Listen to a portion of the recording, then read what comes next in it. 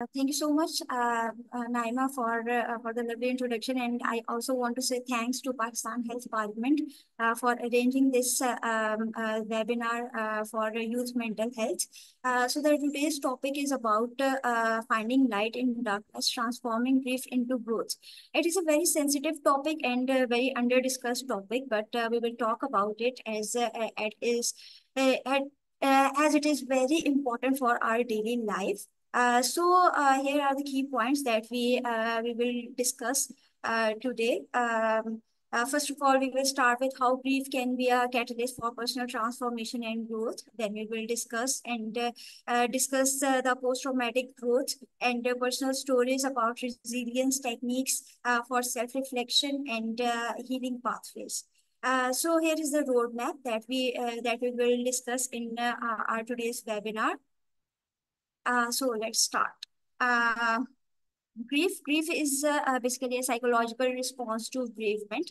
अगर हम लोग grief को simple words में define करें, it is अगर हम लोग literal words में उर्दू में अगर इसको define करें तो it is basically उदासी, या फिर आप इसको कह सकते हैं गम से इसको आप associate कर सकते हैं। जब भी हम लोग साइकोलॉजी में पढ़ते हैं, साइकोलॉजी पढ़ते हैं, तो उसमें हम लोग देखते हैं कि हम लोग बिहेवियर्स की बात करते हैं, हम लोग थॉट्स की बात करते हैं। बेसिकली ग्रीफ भी जो है एक इमोशनल रिस्पॉन्स है टुवर्ड्स बेरेवमेंट, या आप कह सकते हैं कि कोई भी लव वन है, अगर उसकी डेथ हो गई है तो उसके लिए जो है उसके थॉट्स, उसके इमोशंस और उसके बिहेवियर जो है वो बहुत ज्यादा मैटर करते हैं। ठीक है। It is not just about the death of the love one. जैसे कि हम लोग देखते हैं कि अगर किसी का कोई कार एक्सीडेंट हुआ है तो ये भी एक ऐसी स्टेट है जिसपे एक पर्सन जो है वो ऐसे इमोशंस शो कर सकता है, इंटेंस इमोशंस शो कर सकता है। ठीक है। देन इसके अलावा कोई भी कैटास्ट्रॉफिक इवेंट आ गया, या फिर पेंडेमिक, जैसे अभी कोविड-19 था लास्ट ईयर्स में, तो उसमें भी काफी लोग जो है वो इससे खौफ लोगों में फैला हुआ था।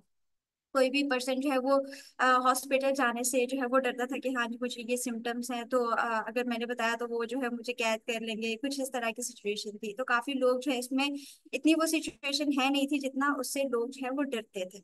सो it is not just about the death of the love one. हम लोग डेली लाइफ में जो भी आप कह सकते हैं कि इवेंट्स जो है, या कोई भी हमारी लाइफ में, जैसे 8 अक्टूबर पे जो अर्थक्वेक आया था, उससे भी काफी लोग जो है वो फेमिलियर है, और अभी भी वो एक्सपीरियंस जो है वो कर रहे हैं। और जैसे उस टाइम पे जो है काफी लोगों के जो लव वन है उनकी डेथ भी हुई थी, तो वो जो है उनके अभी भी एक्सपीरियंसेस जो हैं, आप कह सकते हैं कि उन्हें अभी भी वो ट्रॉमेटिक इवेंट जो है वो याद आते हैं।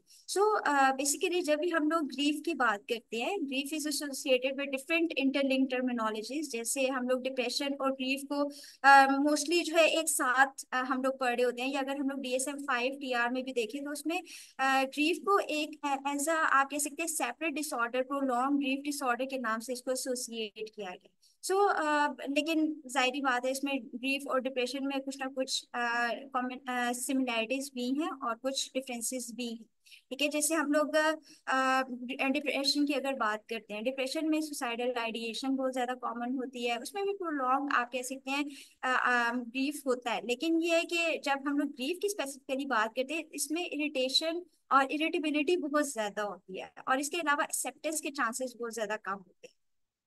अगर हम लोग ग्रीफ, ग्रेवमेंट और मोर्निंग, इन तीन कंडीशंस को एक साथ डिस्कस करें, तो ग्रीफ बेसिकली आपकी परसेप्शन ऑफ लॉस है। ठीक है। जैसे आप एक एक पर्सन की डेथ को परसीव कैसे करेंगे। ठीक है। मे बी आपके लिए कोई भी एक ट्रॉमेटिक इवेंट जो है, या आप कह सकते हैं किसी के लिए एक छोटी सी भी कोई बात भी जो है वो उसके लिए ट्रॉमेटिक इवेंट बन सकती है। ठीक है। हम ये नहीं सोचे कि खाली एक किसी की डेथ जो है वो ही खाली एक पर्सन की ग्रीफ के जो है चांसेस को बढ़ा।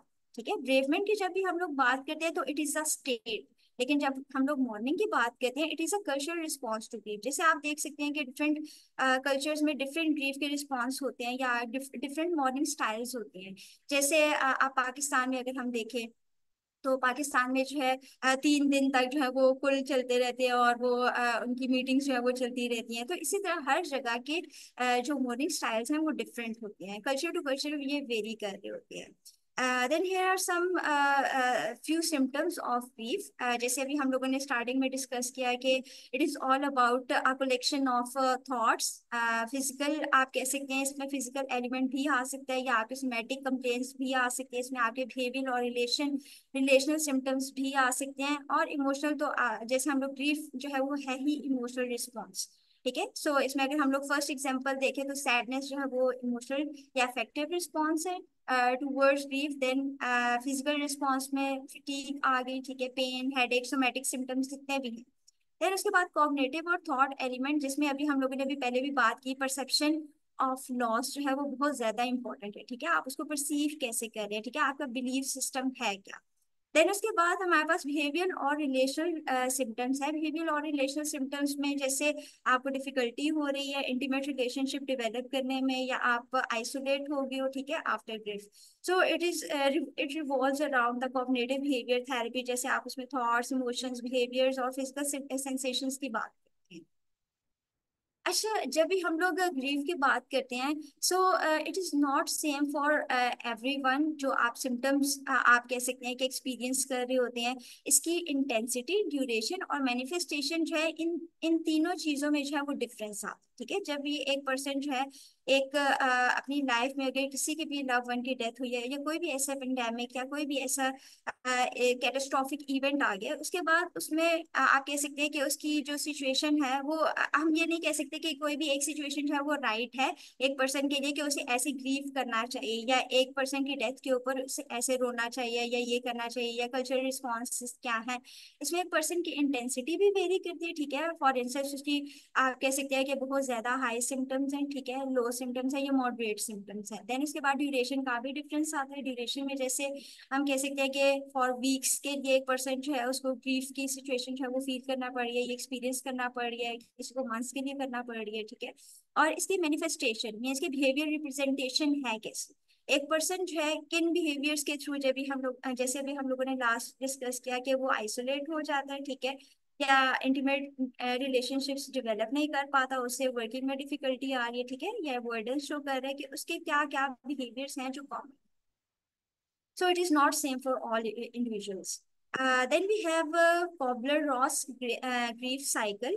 It is basically a cycle जिसमें 5 stages involve होती हैं. First one is denial. Denial is an emotional response. जैसे आपने देखा होगा कि जब भी हमारे कोई फॉर इंस्टेंस अगर मैं आपको अपनी फैमिली में से ही एक एग्जांपल दूं, मेरी एक कजिन की फादर की डेथ हुई थी। तो वो उस टाइम पे जो है वो बिल्कुल शॉक स्टेट में थी, और उसको जो है बिल्कुल वो बार बार फेंट हो रही थी, और उसे वो बिल्कुल डिनायल में थी, और उसे नहीं पता लग रहा था कि एक्चुअली उसके साथ हुआ क्या। ठीक है, सो सबसे पहले जो आप स्टेज देखते हैं वो ये है डिनायल की। एक पर्सन जो है वो अवॉइडेंस शो कर रहा होता है, या उसे कंफ्यूजन हो रही होती है कि ये एक्चुअल में है क्या, या उसे शॉक की स्टेट होती है, ये फियर की स्टेट होती है, ये एक इमोशनल रिस्पॉन्स है। देन उसके बाद हमारे पास एंगर की स्टेट आ जाती है। ये दोनों डिनायल और एंगर जो है ये आपके इमोशनल रिस्पॉन्सेज हैं टूवर्ड्स आपकी ग्रीफ की तरफ, या आप कह सकते हैं किसी भी लव वन की डेथ के बाद। सो एंगर की जब हम बात करते हैं, तो एंगर जो है वो बेसिकली आप जैसे इरिटेबिलिटी, फ्रस्ट्रेशन है, ठीक है, एंजाइटी प्रोड्यूस हो रही है। ठीक है, देन उसके बाद हमारे पास थर्ड स्टेज आता है। Third stage is all about bargaining. ठीक है, बार्गेनिंग में जैसे हम लोग इंफॉर्मेशन जो है वो कलेक्ट कर रहे हैं, ठीक है, या आप कह सकते हैं कि एक पर्सन जो है वो अपना मीनिंग ऑफ लाइफ जो है वो फाइंड आउट करने की कोशिश कर रहा है with the help of others. ठीक है, बार्गेनिंग है ना, जैसे हम लोग डेली लाइफ में बार्गेन कर रहे होते हैं चीजों के बारे में, वैसे ही इसमें भी आप जो है बेसिकली पहले तो स्टार्टिंग में जो है वो बिल्कुल म्यूट हो जाता है ना, यहाँ पर बार्गेनिंग में थोड़ी सी वो इंफॉर्मेशन टेकिंग, या आप कह सकते हैं कि उसकी वोकल एक पर्सन हो जाता है। देन इसके बाद हमारे पास डिप्रेशन फेज आता है। Depression phase is all about hopelessness, या आप कह सकते हैं इसमें अवॉइडेंस आ रही होती है, या आप कह सकते हैं हॉस्टिलिटी जो है वो डेवलप हो रही होती है एक पर्सन में। ये आपके ये अनरिजॉल्व कॉन्फ्लिक्ट्स है ना, जो कि आपके रिजॉल्व नहीं हो पा रहे। ठीक है, और लास्ट स्टेज जो है वो बेसिकली हमारी गाइडेंस पे डिपेंड करती है, या आप कह सकते हैं इसको एक्सेप्टेंस। आप बेसिकली उसको जो आपकी लव वन की डेथ है, या कोई भी आपका कैटास्ट्रॉफिक इवेंट है, आप उसको बेसिकली एक्सेप्ट करने, ठीक है, या आप देखिए कि आगे क्या क्या अपॉर्चुनिटीज हैं जो कि आप अपनी लाइफ को इम्प्रूव करने के लिए आप कह सकते हैं एक पेन से जो है आपको आपको बेनिफिट्स क्या क्या मिले। ठीक है, या आप कह सकते हैं आप आगे की लाइफ को आप कैसे देख कैसे रहे हैं, ठीक है, या तो आपने डिनाइल में ही रहना है या फिर आपने एंगर स्टेट में ही रहना है, ठीक है, कोई भी स्टेट जो है जो आपकी पहली प्रीवियस स्टेज से किसी भी स्टेट में अगर वो रहना चाहता है, या आप एक्सेप्टेंस को डिवेलप करें, ठीक है। आप बेसिकली ये 5 स्टेजेस जो हैं ये आपके, ये नहीं कह सकते कि ये इसी सीक्वेंस में चलती है। समटाइम जो है सबसे पहले एक पर्सन जो है वो बार्गेनिंग में चला जाता है, ठीक है, after the death of the love one, या कोई भी ट्रॉमेटिक इवेंट है, या फिर कोई डिप्रेशन में चला जाता है, ठीक है। ये नहीं है कि यही वाला सीक्वेंस फॉलो होता है इस ब्रीफ साइकिल में, ठीक है। ये ऑल्टरनेटिवली भी हम लोग स्टेजेस जो हैं आप कह सकते हैं एक पर्सन में जो है इसको असेस करना बहुत ज्यादा इंपॉर्टेंट होता है, और ये आपका इनिशियल स्टेज होती है जिसमें आप एक पर्सन को असेस करते हैं कि हाँ जी इसमें डिप्रेसिव फेज भी चल रही है after the death of the love one, या फिर आप उसमें एक्सेप्टेंस स्टेज डेवलप हो चुकी है। सो it is a very initial stage. How grief can be a catalyst for personal transformation and growth. So basically हम लोगों ने भी जैसे पहले भी बात की कि it is all about the perception of mind, या आप कह सकते हैं इसमें हम लोग पर्सपेक्टिव की बात जो है ना वो बहुत ज्यादा इसको फोकस करते हैं, या आप कह सकते हैं जो कॉग्निटिव एलिमेंट है उसके ऊपर बहुत ज्यादा जो है ना फोकस करते हैं। फॉर इंस्टेंस जैसे इसमें बेसिकली हम लोग जो इवेंट, फॉर इंस्टेंस जो कोई भी ट्रॉमेटिक इवेंट हुआ है उसको हम एज ए रॉड ब्लॉकर देखने के बजाय हम उसको स्टेपिंग स्टोन देखें टूवर्ड्स द इम्प्रूवमेंट, ठीक है। आपके जो एक्सपीरियंसेस हुए हैं आप उसको फ्यूचर लाइफ को देखते हुए आप क्या स्टेप्स ले सकते हैं। Basically it is a shift of perception. जैसे हम लोग हमारी जो परसेप्शन थी उसमें बेसिकली आपका चेंज आएगा, देन आपके इमोशंस भी चेंज होंगे, आपका बिहेवियर भी चेंज होगा, और इसी तरह आपके जो आपके रिलेशनशिप है वो भी बेहतर होंगे। So it is all about mind set growth. अच्छा, grief is a normal protective process. हम ये नहीं कह सकते एक पर्सन जो है अगर वो किसी लव वन की डेथ के बाद अगर ग्रीफ वाला प्रोसेस या आप कह सकते हैं ग्रीफ स्टेट में नहीं है तो it is normal. It is abnormal, क्योंकि आप जब भी कोई भी इमोशन आप कह सकते हैं कोई भी आपकी लाइफ में कोई भी सिचुएशन आई है या कोई भी इवेंट आया है उसके बाद आपके इमोशन जो है वो चेंज हो रहे होते हैं, और एक ये नॉर्मल प्रोटेक्टिव प्रोसेस है। हम इसको ये नहीं कह सकते अगर कोई किसी की डेथ पे रोया तो ये यार ये क्यों रो रहा है, इतना ज्यादा क्यों रो रहा है, ठीक है। अगर उसका ये वे है तो ये उसकी आप कह सकते हैं कि उसका एक पर्सन के इंडिविजुअल डिफरेंसेस हैं कि वो कैसे उसको शो कैसे करता है, उसका मेथड है क्या। सो बेसिकली इसमें this process is an evolutionary adaptation. Evolutionary adaptation जैसे आप एक इवेंट तो हो गया, ठीक है, अब आप उसको आप जाहिर बात है आपने एक प्रोटेक्टिव प्रोसेस जो आप उस टाइम पे इमोशन शो करना चाहते थे आपने कर लिया, लेकिन अब आपने अपने आप को सिचुएशन के अकॉर्डिंग अडेप्ट करना, ठीक है।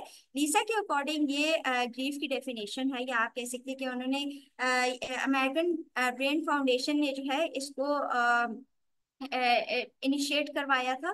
देन उसके बाद it is all about the choice, ठीक है, आपकी चॉइस है क्या, you can curse the darkness और लाइट अगेन, ठीक है, ये आपकी चॉइस है। It is all about perspective, जैसे हम लोगों ने पहले भी बात की कि आपका पर्सपेक्टिव है कि आपकी चॉइस है कि आप उसी गम के साथ रहना चाहते हैं या फिर आप जो है अपनी फर्दर लाइफ को देखना चाहते हैं, आप मीनिंग फाइंड आउट करना चाहते हैं कि आगे मेरा पर्पस है क्या। जैसे हम लोग फॉर इंस्टेंस जैसे आप देखें कि आपका आगे लाइफ में पर्पस क्या है, आप अपनी लाइफ को कैसे मीनिंगफुल बना सकते हैं, ठीक है। ह्यूमनिस्टिक पर्सपेक्टिव की यहाँ पर बात की गई। The concept of post traumatic growth and finding meaning in loss. अच्छा, पोस्ट ट्रॉमेटिक ग्रोथ जो है ये बेसिकली आप इसको एक थ्योरी भी कह सकते हैं या एक मॉडल है जो कि रिचर्ड और लॉरेंस ने मिड 1990s में इंट्रोड्यूस करवाया था। सो पोस्ट ट्रॉमेटिक ग्रोथ जो है it is basically a positive psychological change जो कि आप ट्रॉमेटिक इवेंट के बाद फिगर आउट करते हैं। फॉर इंस्टेंस इसमें 5 एरियाज आते हैं जो कि पोस्ट ट्रॉमेटिक ग्रोथ में इन्वॉल्व होते हैं। It will start from the spiritual growth, then finding the close relationship, new possibilities को देखना, appreciation of life and personal strengths. We will discuss it one by one. Appreciation basically जैसे आपकी values हैं क्या, ठीक है, एक आपकी पर्सनल वैल्यूज होती हैं, जैसे आप आपके लिए आपकी फैमिली ज्यादा इंपॉर्टेंट है, आपका वर्क ज्यादा इंपॉर्टेंट है, या आप अपने आप को कैसे देखते हैं।